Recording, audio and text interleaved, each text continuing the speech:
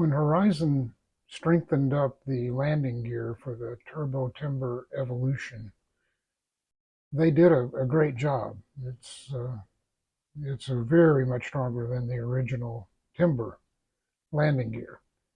But that leads to the next point of failure.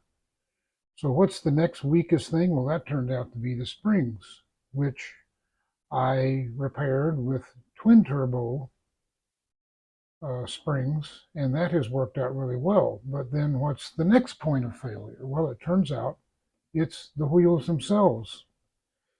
They have a tiny little hub with great big foam tires on it, and they cannot hold up to the strengthened landing gear and springs.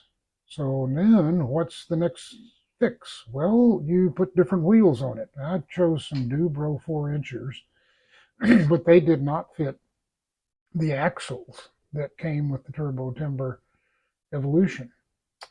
So then what do? Well, you try to find different axles. And as I explained in a previous video, I tried to use some metric bolts as axles. And even when I went to an M5 bolt, that was not enough. So what's the next solution? Well, let's try actual remote control airplane axles from Dubro, the same people that make the wheels. Well, that kind of makes sense.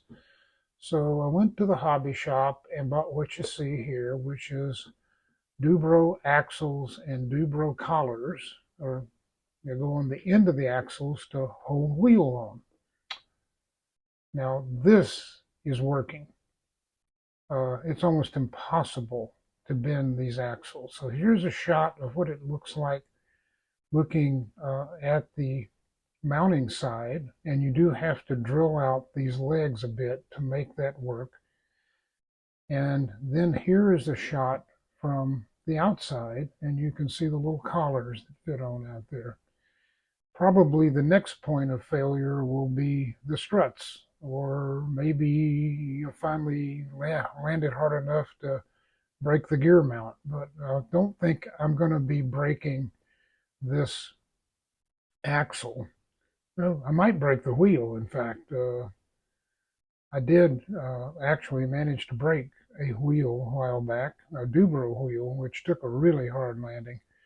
But then, who knows, maybe I'll have to go find a wheel that has a metal, is made out of metal. But anyway, this, I think, is going to be a much better solution than the axles, but as with everything, there's always a next point of failure if you land hard enough in an RC airplane.